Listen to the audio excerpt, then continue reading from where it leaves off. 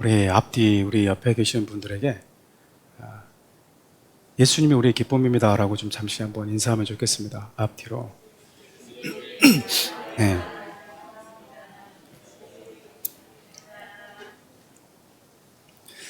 아이가 울어도 괜찮으니까 전혀 신경 쓰지 않고, 이제 제가 적응이 너무 많이 돼가지고 괜찮으니까 신경 안 쓰셔도 됩니다.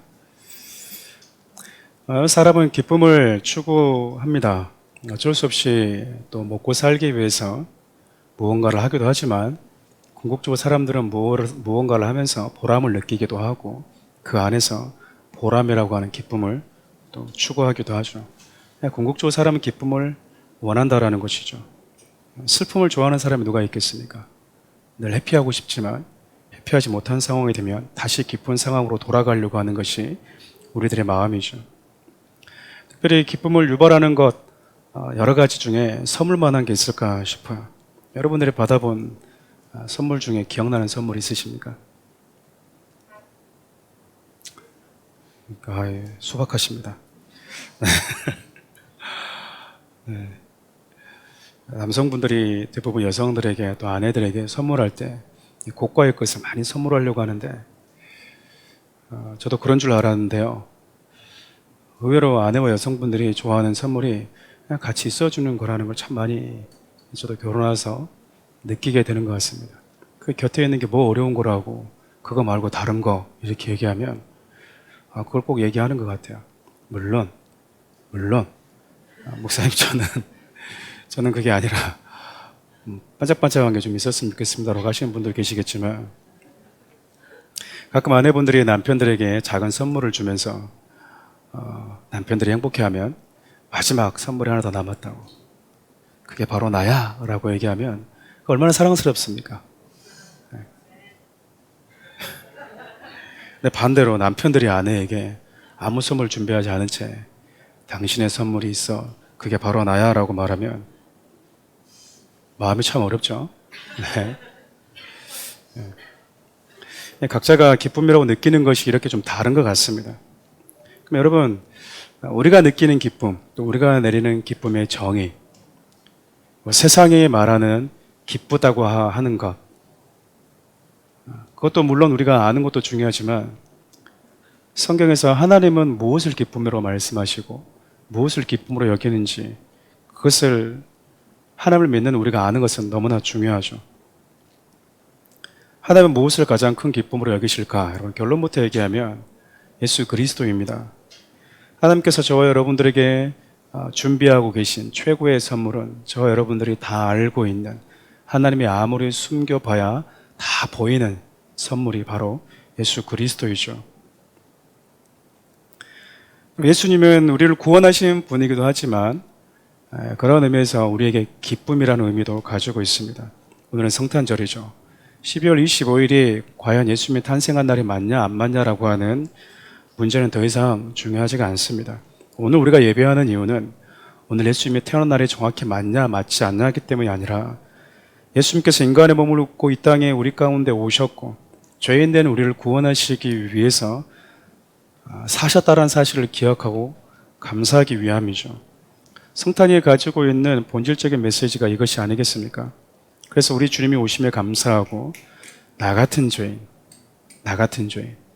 예수를 처음 만날 때 이례적이고 단회적으로 하는 고백이 아니라, 그렇게 단회적인 고백인 줄 알고 은혜 가운데 들어왔는데 정말 주님이 나를 부르시는 그때까지 나 같은 죄인이 구원을 받았다라고 하는 그 감격이 우리 가운데 밀려오도록 해주는 그날, 그 주님의 사랑을 다시 한번 기억하도록 하는 것이 바로 주님이 오시는 성탄 주일입니다. 하지만 여러분, 늘 그랬듯이 세상이 우리로 하여금 예수 그리스도라고 하는 그 기쁨에 집중하지 못하도록 만들죠. 온 세상이 예수님께 집중해야 되는 날임에도 불구하고 사탄은 예수님과 비슷한 빨간색 옷을 입은 선수를 오래전에 이미 등장시켰습니다. 여러분 잘 아시는 산타입니다. 어떻게 해서든 우리로 하여금 주님을 바라보는 시선을 분산시키려고 하는 사단의 간계이죠. 그러고 보면 사단은 모방의 귀재라고 할 수 있겠죠. 모방이 꼭 나쁜 것은 아닙니다. 그렇지만 하나님처럼 행동하고 하나님처럼 되려고 하고 하나님을 향한 우리의 시선을 분산시킨다라는 것이 문제인 거죠. 안타까운 것은 앞서 얘기했듯이 사탄은 하나님께서 우리를 위해서 당신의 독생자를 보내주신 이 놀랍고 기쁜 이 날조차도 세상으로 하여금 그 주님에게 집중하지 못하도록 우리 시선을 분산시키고 있다는 겁니다. 예수님의 오심을 기념해야 되는 날에 썰매 타고 오는 산타 이야기가 세상을 도배하고 있기 때문에 그래요. 아이들이 성탄을 기다리는 이유가 뭘까라고 물어보면 성탄절에 산타 할아버지가 와서 선물을 주고 가기 때문이라고 합니다. 거의 매일 저와 제 아내가 돌아가면서 아이들에게 큐티를 하고 말씀을 가르치는데 어디서 배워왔는지 산타 할아버지가 왜 선물 안 주냐고 저한테 얘기를 하는데 당황했습니다. 물론 산타 옷을 입고 흉내내는 분들이 있잖아요. 그렇다고 산타가 존재하는 것은 아닙니다. 산타가 없다는 것은 우리 모두가 다 알고 있어요. 산타 할아버지 분장을 하고 아이들에게 선물을 나눠주는 것 자체가 나쁜 것은 아니지만 아무리 동기가 순수하다 하더라도 우리로 하여금 하나님을 바라보게 만들지 못한다면 그것들은 지양되어야만이 마땅하다고 생각해요. 예수님의 제자였던 베드로가 얼마나 우리 주님을 사랑했습니까? 함께했던 우리 주님이 그 저주스러운 십자가를 진다라고 했을 때 베드로가 주님 그러면 안 됩니다 라고 얘기를 하자 우리 주님이 베드로를 향해서 너무 고맙다. 너밖에 없다. 내가 고통스럽게 가려고 하니 가지 말라고 내 발목을 잡아주는 사람은 너밖에 없구나라고 칭찬한 게 아니었었고요. 너는 나로 하여금 하나님의 구속의 역사를 이루는 데 있어서 집중하지 못하게 만드는 자이다. 하나님의 일이 아니라 사탄의 역사를 내가 하고 있는 것이다 라고 우리 주님이 말씀하시죠. 아무리 그의 감정이 좋은 감정이었고 그가 우리 주님을 향해서 좋은 마음을 가졌다 해도 우리 주님이 행하고자 하는 구원의 역사와 반대되는 것은요 사단의 역사다라고 우리 주님이 지적을 하고 있는 거예요. 하나님께서 예수님을 통해서 이 땅 가운데 말씀하고자 하는 그 메시지에 집중하지 못하는 것들을 저와 여러분들이 분별할 수 있어야 된다라는 겁니다. 문화라고 하는 이름 그리고 각 나라의 어떤 전통이라고 하는 그 안에 기생처럼 이렇게 숨어 있는 그런 모든 어둠의 간괴들을 우리가 분별하고 지각할 수 있어야 된다라는 거죠. 그럼에도 여러분 산타가 이미 동심의 상징이 되어버린 것 같습니다. 그래서 여러분 아이들에게 여러분 있지도 않은 산타 없다라고 얘기하잖아요. 그렇게 말하면 안 되는 분위기가 되었습니다. 없는 것을 없다고 말하는 것이 어떻게 동심을 파괴하는 것이 될 수 있을까요? 최근 뉴스에 이런 글을 읽은 적이 있어요. 최근의 일이었었는데요. 이탈리아의 한 주교가 산타클로스는 존재하지 않습니다 라고 했다가 부모님들과 또 여러 사람들에게 거센 항의를 받았다고 해요. 그래서 결국 백기 들고 내 발언을 사과합니다 라고 하는 정말 웃지 못할 일이 벌어진 거예요. 제가 그 뉴스를 보면서 어떤 마음이 들었냐면 없는 산타가 존재해야만이 동심이 보호받는 것인가? 정작 세상을 구원하기 위해서 죽으신 예수 그리스도에 대해서는 세상은 왜 이렇게 무관심한가? 어쩌면 마지막까지 남아서 그 주님의 사랑과 하나님의 사랑을 기억하고 마음에 새겨야 될 그리스도인조차도 이 날을 어떻게 기념하고 있을까라는 생각이 들었습니다. 예수 그리스도를 기념하고 그분의 탄생을 기리는 찬양보다 썰매를 타고 오라는 산타의 노래가 더 많이 우리 귀에 익숙한 시대가 되어져 가고 있잖아요. 오늘 우리가 읽었던 본문 말씀을 보면 성경은 우리가 사는 이 땅의 가장 큰 기쁨의 소식이 무엇인지 너무나 정확하게 말씀하고 있습니다. 10절 말씀 함께 읽어볼까요?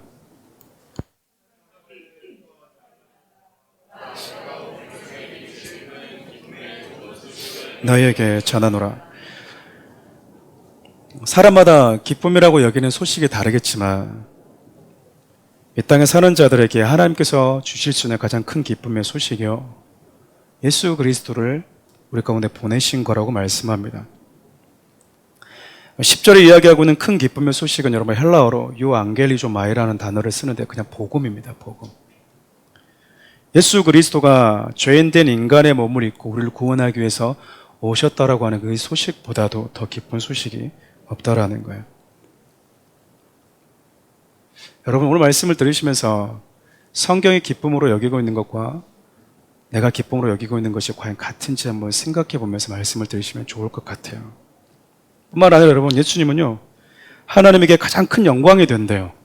그리고 이 땅에 하나님이 기뻐하는 자들에게도 평화가 된다고 말씀을 합니다. 우리 14절 말씀도 함께 읽겠습니다. 지극히 높은 곳에는 하나님의 영광이요 땅에서는 하나님이 기뻐하신 사람들 중에 평화로다 하니라. 우리 하나님에게 가장 큰 영광이 죄인된 저와 여러분들을 예수 그리스도를 통해서 구원하는 것이 그분에게 가장 큰 영광이었다라고 이야기를 하는 겁니다. 그 하나님이 기뻐하시는 가장 큰 기쁨은 저와 여러분들이 하나님과 다시 평화를 누리는 거래요. 즉 가장 높이 계신 하나님과 음부라고 하는 가장 낮은 곳에 자리를 펼치고 살아가는 저와 여러분들이 다시 평화를 누리고 화목해 되어지는 것만큼 하나님에게 기쁨이 없고 그분에게 영광 되는 것이 없다라고 말씀하고 있는 거예요. 이렇게 예수님을 보내셨을 때 하나님이 기뻐하고 하늘이 기뻐하고 있다라고 하는 이 표현이 누가복음에도 똑같이 등장해요. 성경이 이것이 얼마나 기쁜 일이었는가를 소개하면서 하늘의 천군 천사들도 기뻐한다고 말씀합니다. 우리 13절 말씀도 함께 읽어볼까요? 우리 수많은 천군이 그 천사와 함께 하나님을 찬송하여 이르되 하나님이 기뻤다, 하늘도 기뻤다라고 말하면 되는데 수많은 천군, 천사들도 함께 하나님을 찬송하며 기뻐했다라고 이야기를 할까요? 천군과 천사들이 기뻐했다라고 하는 이 메시지가 담고 있는 몇 가지 의미가 있습니다. 먼저는 여러분 하나님이 예수 그리스도를 보내심, 즉 예수 그리스도가 이 땅에 오심이 이 땅에서뿐만 아니라 하늘에도 놀라운 기쁨이었다라는 거예요. 하늘에 있는 수많은 피조물들에게도 감출 수 없는 기쁨이었다라는 거죠. 또 다른 하나는 여러분 천군, 즉 하늘의 군대도 함께 기뻐하고 있다라는 겁니다. 왜 하늘의 군대가 기뻐할까요? 예수님은 하나님이십니다. 여러분 믿으십니까? 창조주이십니다. 모든 만물의 주인이세요. 그렇지만 여러분 그분은 또 우리의 군대 장관이기도 합니다. 하늘의 군대 장관이라고요. 하늘의 군대가 기뻐하는 이유가 무엇이겠습니까? 인간의 몸을 입고 오신 예수님께서 이제 모든 승리를 이룰 것이기 때문에 그래요. 십자가를 통해서 마귀에게 묶여있는 자들에게 자유를 주시는 유일한 분, 그분 예수 그리스도라는 사실, 그리고 이 모든 일을 하나님은 예수 그리스도를 통해서 이제 계획하셨고 성취하시고 완성하실 거라는 것을 알고 있었던 거죠. 우리 대장 되신 예수님이 이 일을 행하실 것이기 때문입니다. 그래서 하늘이 천군과 천사가 하늘의 모든 피조물이 함께 기뻐했다라고 말하는 겁니다.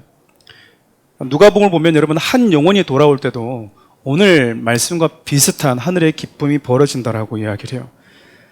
누가복음 15장 7절 말씀 함께 읽어볼까요? 내가 너에게 이르노니 이와 같이 죄인 한 사람이 회개하면 하늘에서는 회개할 것이 없는 의인 99으로 말미암아 기뻐하는 것보다 더하리라. 한 영혼이 회개하고 주님께 돌아올 때 하늘이 기뻐한대요. 결국 하나님의 기쁨은 죄인된 저와 여러분들이 다시 살아나는 것, 다시 하나님께 돌아오는 것이라는 의미입니다. 하나님이 그 일을 누굴 통해서 하시기를 원하셨냐면 예수 그리스도를 통해서 하기를 원하셨습니다. 우리가 이렇게 알고 있듯이 예수님께서 십자가를 통해서 마귀 원수의 머리를 깨뜨려 버리셨고요. 당신의 육체와 함께 우리 인간의 모든 죄 그리고 원수의 모든 권세를 십자가에서 파멸하셨습니다. 그리고 부활하심으로 우리에게 승리를 안겨주셨죠. 에베소서 2장 15절에서 16절 우리 표준 세번역으로 함께 읽어보겠습니다. 여러 가지 조문으로 된 계명의 율법을 폐하셨습니다. 그것은 이 둘을 자기 안에서 하나의 새 사람으로 만드셔서 평화를 이루시고 원수된 것을 십자가로 소멸하시고 십자가로 이 둘을 한 몸으로 만드셔서 하나님과 화해시키라는 것입니다. 예수님이 율법의 조문, 원수의 모든 권세를 십자가에서 당신의 육체와 함께 소멸해 버리셨다라고 이야기합니다. 그래서 십자가를 통해서 하나님과 우리를 화해시키셨대요. 평화를 주신 거죠. 하나님에게 이것이 너무 중요했던 겁니다. 하나님에게는. 그리고 그것이 하나님에게는 가장 큰 기쁨이었던 거예요. 그런데 말입니다. 정말 그런데 말입니다. 하나님께는 영광이 되고 천군 천사도 멈출 수 없는 그 기쁨으로 환호하는데 우리는 과연 이 소식이 전달이 됩니까? 여러분 마음에 흥분이 됩니까?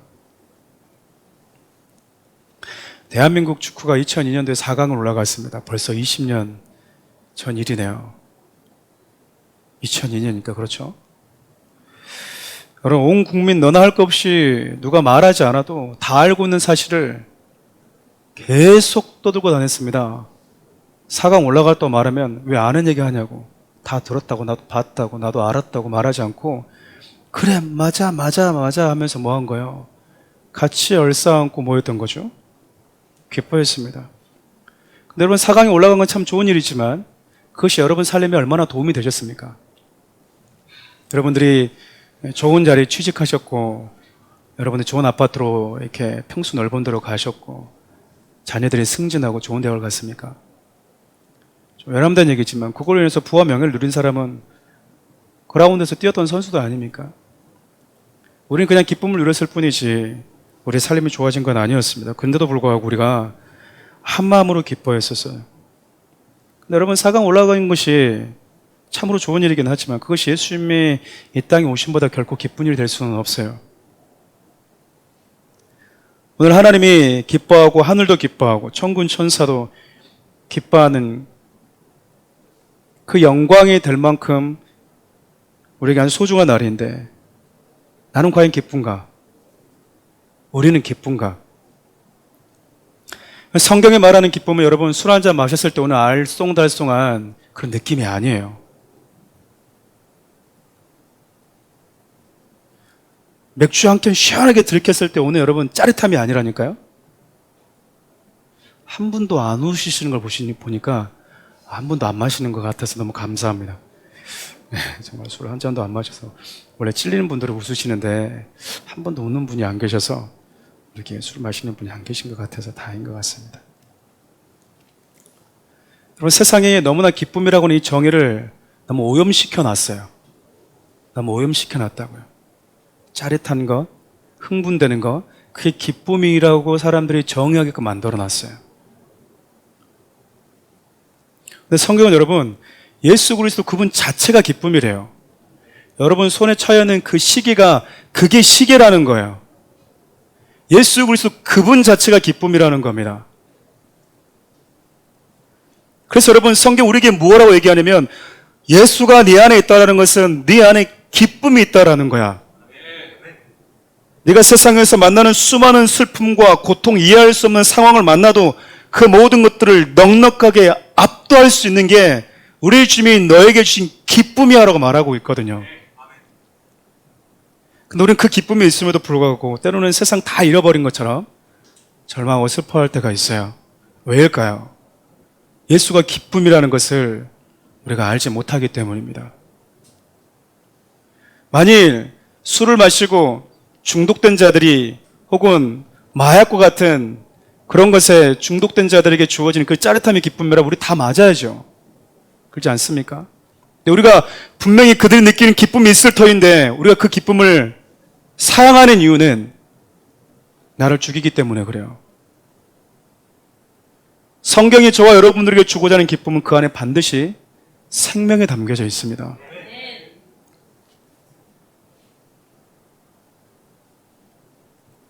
그 기쁨을 하나님이 저와 여러분들에게 주셨을 때 얼마나 행복하셨겠습니까? 인간이 하나님을 떠나버린 이후에 세상은 하나님과 관계도 잃어버렸지만 즐거움, 기쁨을 잃어버렸거든요. 아담과 하와가 에덴 동산에서 쫓겨났다는 것은 기쁨의 동산에서 쫓겨났다는 의미입니다. 에덴이 가지고 있는 것이 즐거움, 기쁨이거든요. 오염된 기쁨과 세상의 잘못, 왜곡시켜 놓은 그 기쁨이라고 하는 정에 우리가 취해서 살아가다 보니 하나님의 에덴에서 우리가 주었던 기쁨이 무엇인지 우리가 잊어버린 채 살아가고 있을 뿐,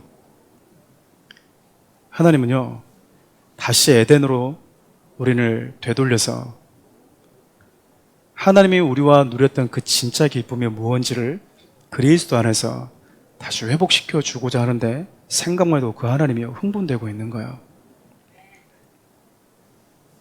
성경은 이렇게 우리의 생명이고 하나님과 화목되었고 온 우주의 가장 큰 기쁨 되신 그 예수님이 저와 여러분들을 위해서 오셨다라고 이야기를 합니다. 우리 11절 말씀 함께 읽어볼까요?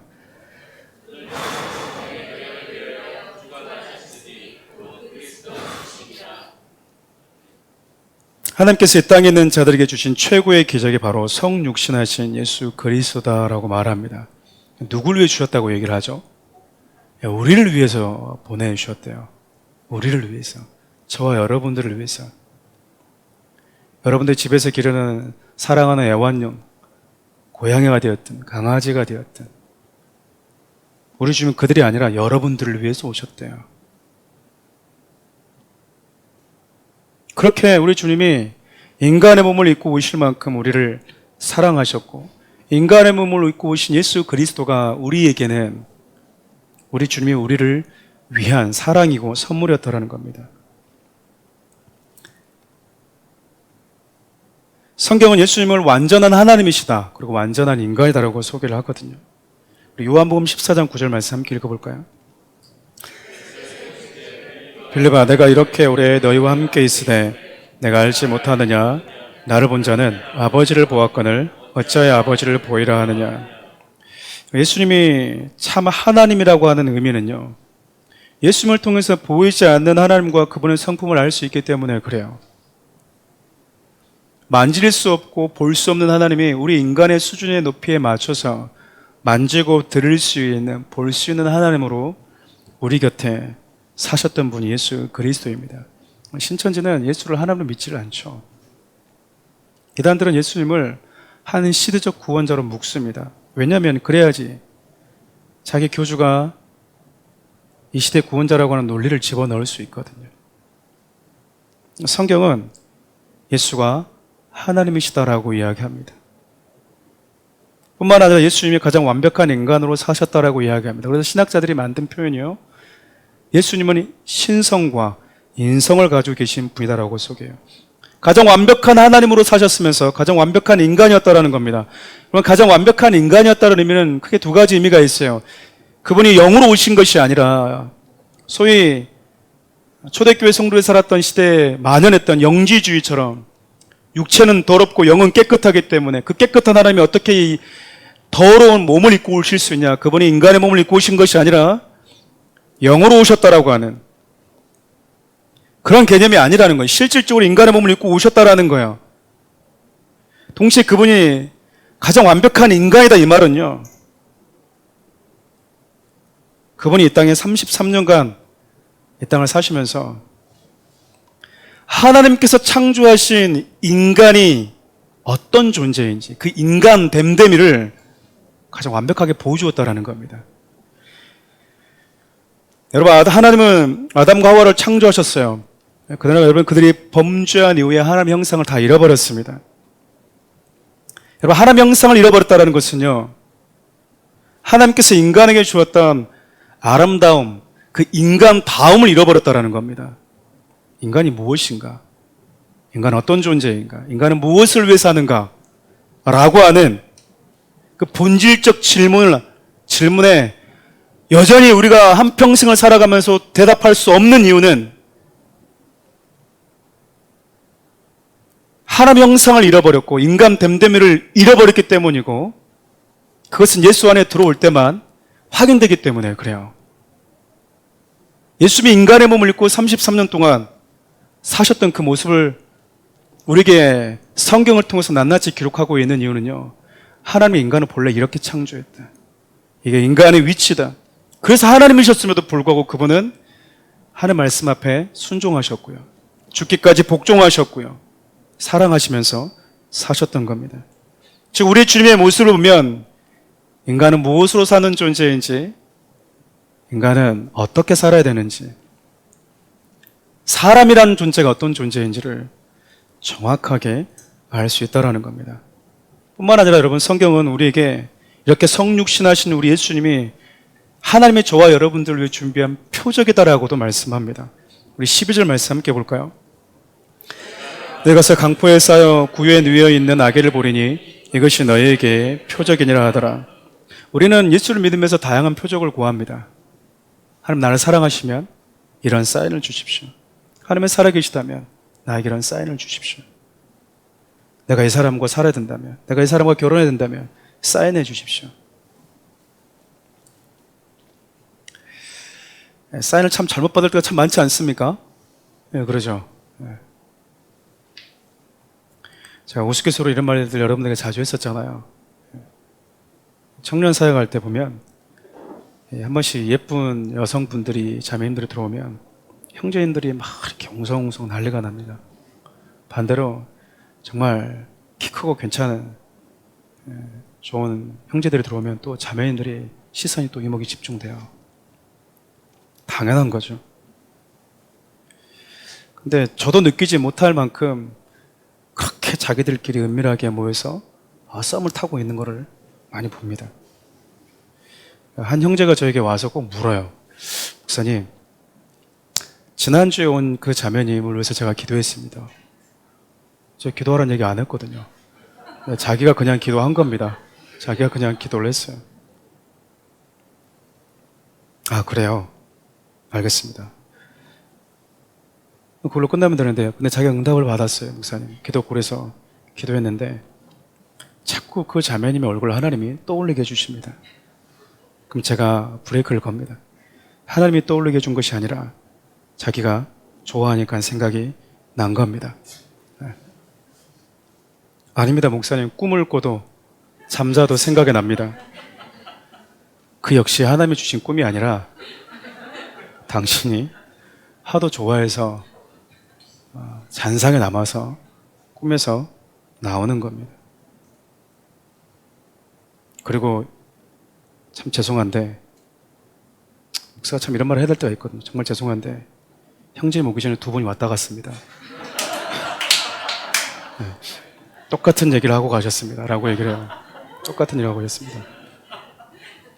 그러면 그 자매는 누구의 것이 되겠습니까? 네. 우리는 이렇게 어떤 내 기준의 표적을 구하잖아요. 내가 원하는 어떤 표적. 그래야지 우리 주님이 나를 사랑하는 것 같고, 내가 기대하는 어떤 사인이 있어야지 주님의 내 삶을 인도하는 것 같고 살아있는 것 같은 느낌을 우리는 받거든요.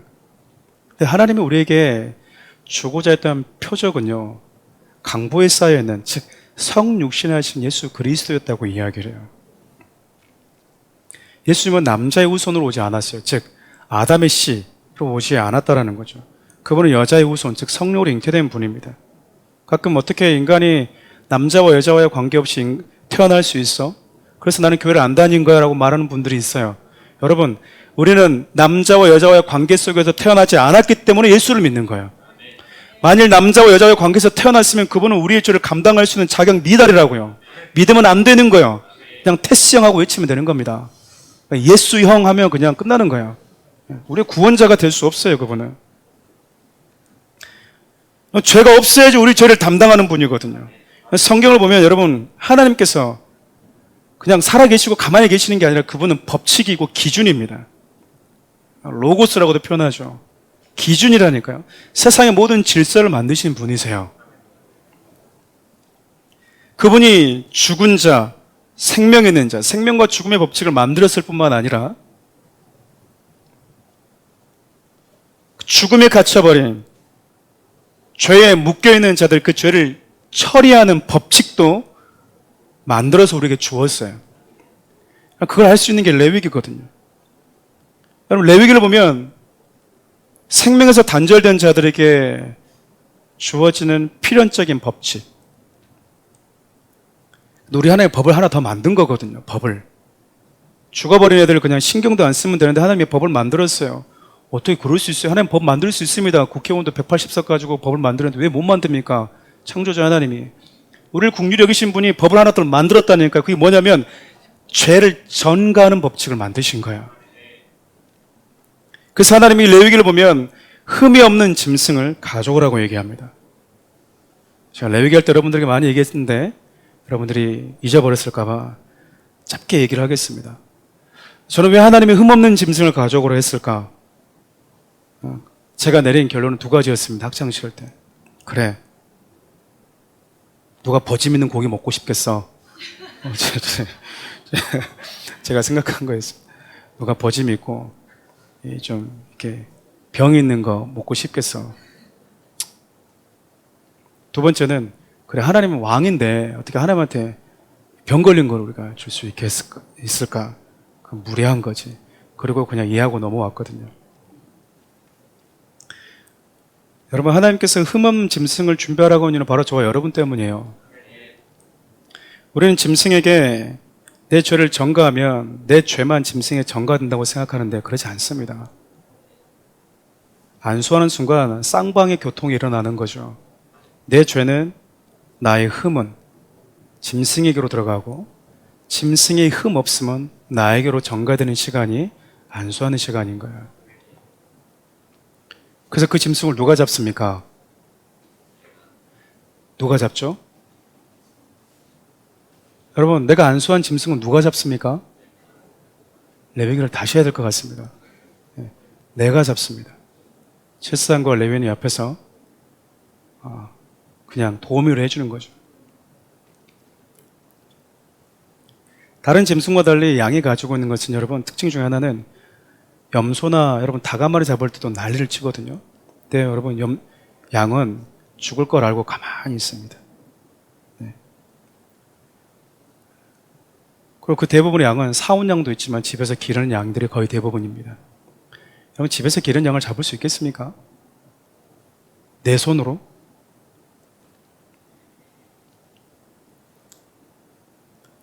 잡아야지 내가 사는 거예요. 잡아야지.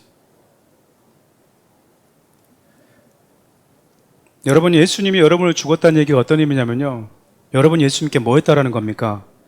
안수했다라는 거야. 그러니까 내 죄가 누구에게 전가된 거죠? 예수님께. 그 예수님이 흠없으면 누구에게로 들어오는 시간이죠? 나에게 들어오는 시간입니다. 그 예수님 누가 잡았습니까? 그 예수님 누가 죽였습니까?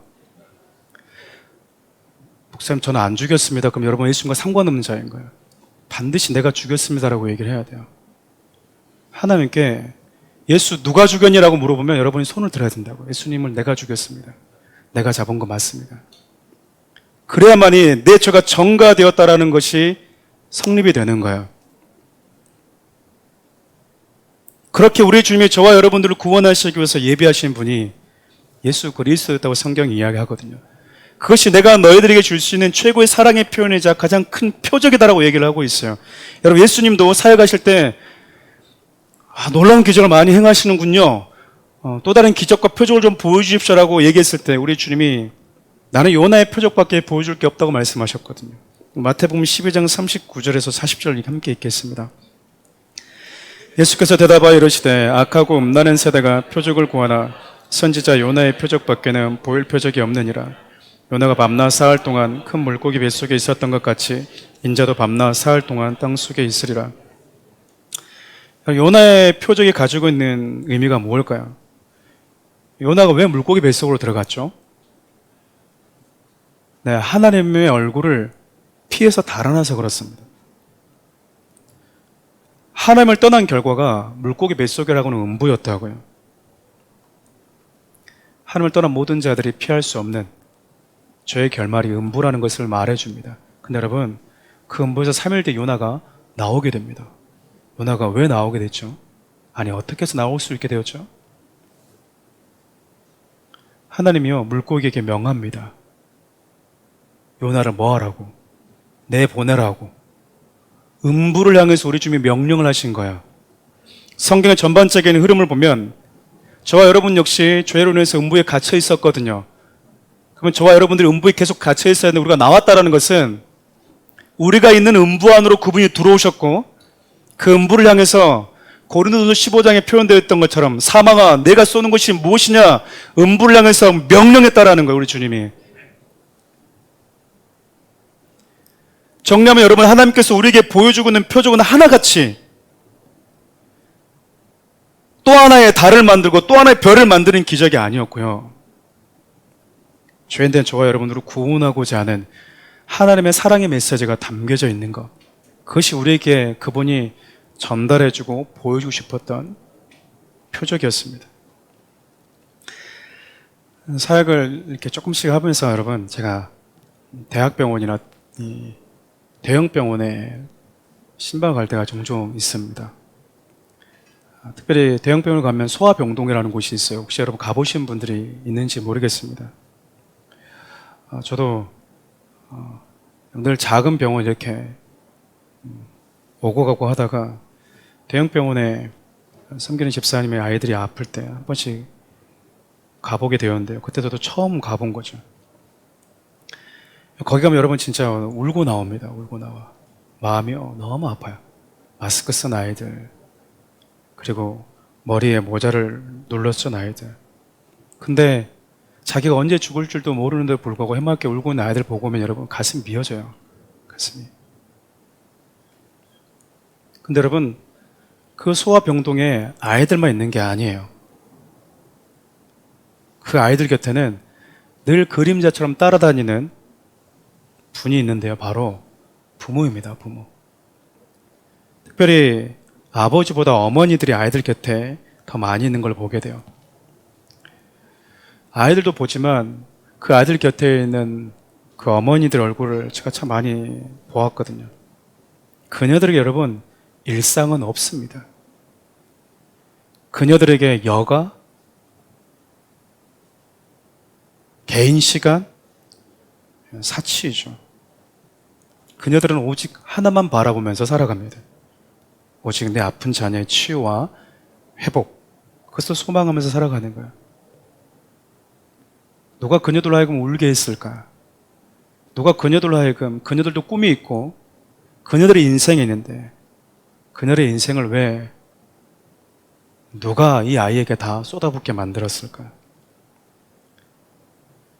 그녀들에게 소망은 아주 소박합니다. 그리고 많지 않아요. 오직 자녀가 치유되고 회복되는 겁니다. 그것이 그녀들에게 유일한 소망이고 기쁨인 거예요. 우리가 일상적으로 쉽게 움직일 수 있는 손가락 하나 움직이지 못한 아이들이 손가락 하나만 움직여도 눈물 지을 수 있는 게 그녀들이거든요. 그녀들은 그것을 자기 운명이자 일상으로 받아들이면서 살아갑니다. 말씀을 마무리하려고 합니다. 한 인간의 역사가 있듯이 우리 하나님에게도 그분의 역사가 있습니다. 영원하신 하나님에게 가장 중대한 역사가 있었다면 그것은 바로 죄인된 저와 여러분들을 살리기 위해서 독생자를 보내주신 겁니다. 하나님은 저와 여러분들을 구원하고 살리는 것을 가장 중요한 역사로 여기셨습니다. 생각해보면 창조주 하나님에게는 저와 여러분들이 없었던 시간이 있었습니다. 그런데 하나님께서 저와 여러분을 창조하신 이후에 고통과 슬픔, 눈물이라고 하는 그분에게 있어서는 낯선 경험을 하게끔 만들었던 거죠.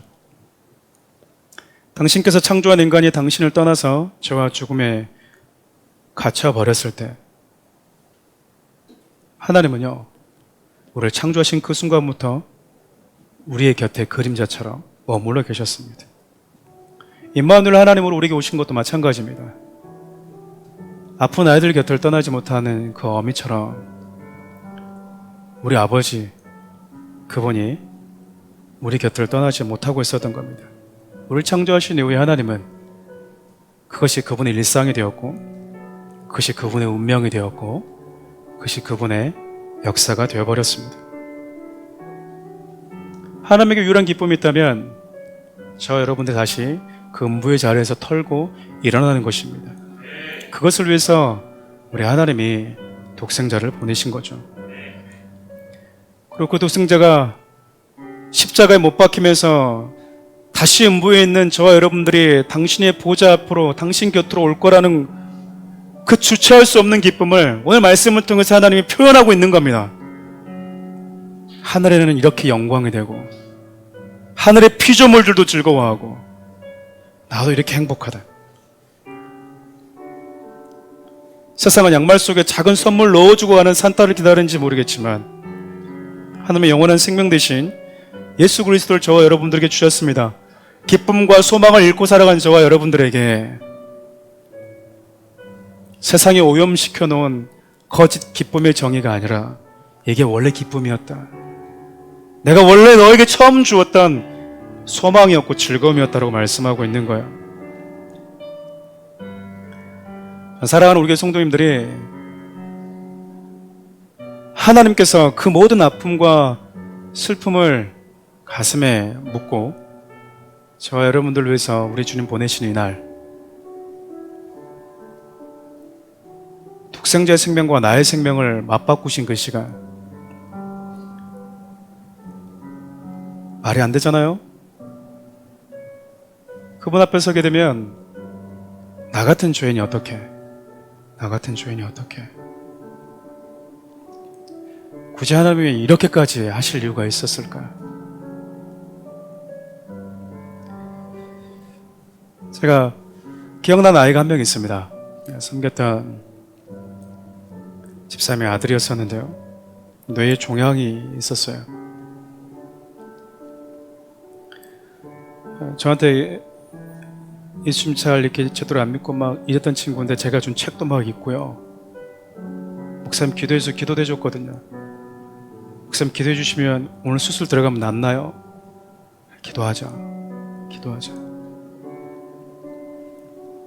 수술하고 났는데 다 낫지를 않았어요.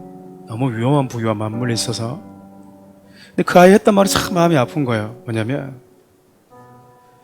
나 때문에 엄마 아빠가 돈을 너무 많이 쓰니까 어차피 죽을 건데 엄마 아빠를 위해서 빨리 그냥 죽는 게 좋을 것 같다라고 얘기를 하는 거예요. 참 그 말 듣는데 슬프기도 하고 우리 주님을 향해서 우리들이 한 번쯤 고백해봤던 고백이 아닐까? 나 때문에 나를 포기하지 못하시는 그 하나님의 사랑 앞에서 그분을 사랑했던 우리들이 한 번쯤 했던 비슷한 고백이 아닐까 생각이 들었습니다. 왜냐하면 우리는 그 주님의 사랑과 그 은혜를 받을 만한 자격이 없거든요. 오늘도 우리 곁에서 저와 여러분들을 당신이 감당해야 되는 운명으로 여기면서 살아가는 그분, 우리 곁에 머물러 있는 것을 당신의 일상으로 여기시는 그분 앞에 우리가 감사하면서 나에게 주신 그 그리스도라는 선물이 얼마나 값진 것인지를 깊이 생각하면서 살아갈 수 있었으면 좋겠습니다. 우리 찬양을 좀 주님께 올려드리고 기도하고 나가겠습니다.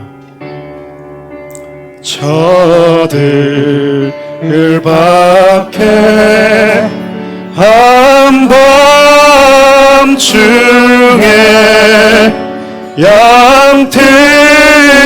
양틈에 자던 목자들 천사들이 전하여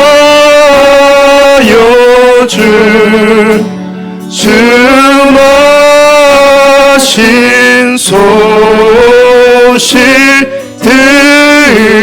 들었네.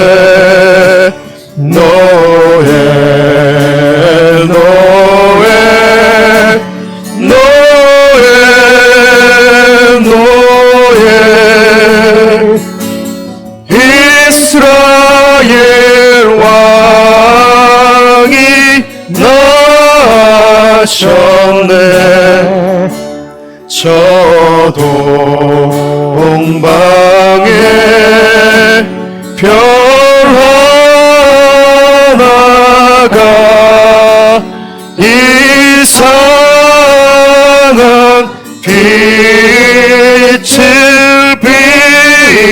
비추어 이 땅 위에 큰 영광이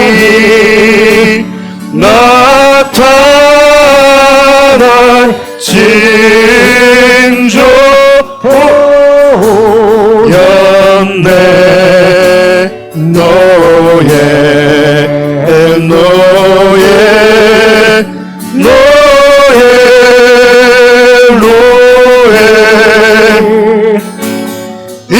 이스라엘 왕이 나셨네. 귀한 별이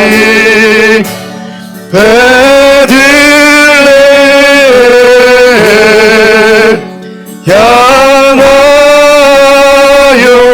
바로 오더니 아기 예수 누신지 그 위에 오자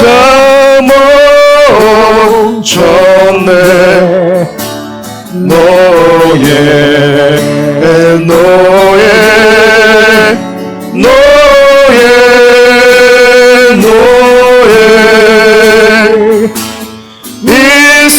이스라엘 왕이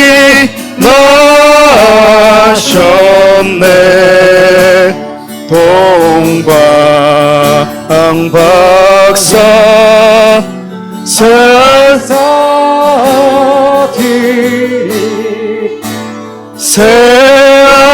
새아기 보고 설하고 그 보배하 다 열어서 세 가지 예물 드렸네. 노예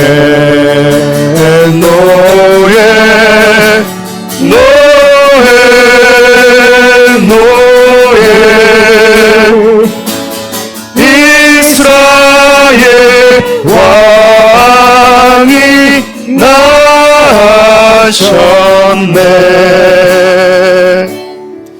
기도합시다. 말씀을 붙들고 함께 기도하시면 좋겠습니다. 우리 이 땅을 살아가면서 우리가 만났던 그 어떤 것보다 또 제가 분명하게 말씀드릴 수 있는 것은 여러분들이 얼마나 많은 인생을 살게 될지는 모르나 여러분 미래에 여러분들이 만날 그 어떤 것보다도 가치 있고 소중한 선물은 예수 그리스도입니다.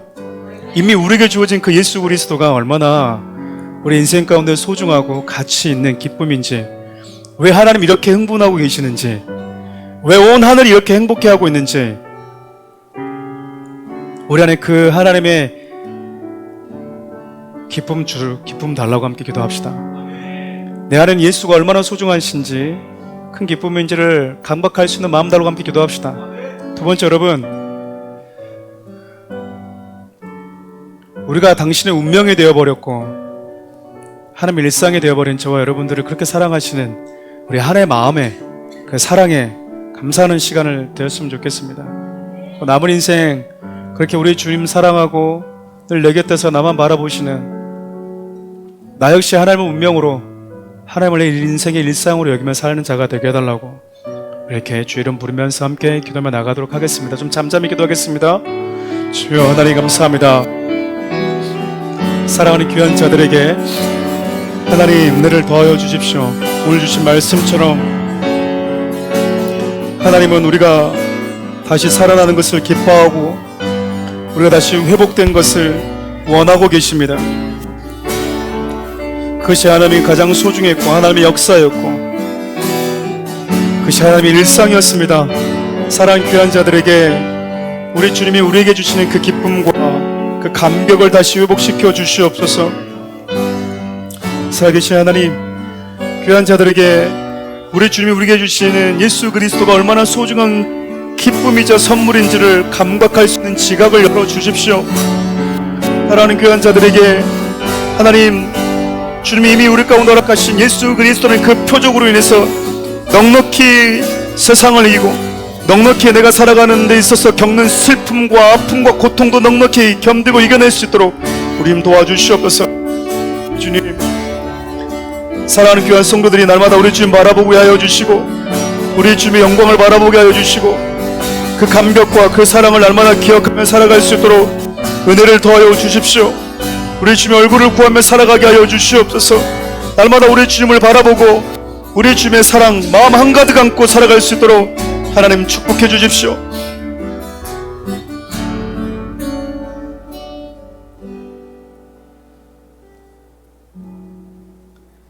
하나님, 우리는 아직까지 왜 하늘이 이렇게 기뻐하는지, 왜 하나님 이렇게 흥분하고 계시는지 그 기쁨의 깊이와 넓이를 다 알지 못합니다. 하나님, 그것을 날마다 알아가게 도와주십시오.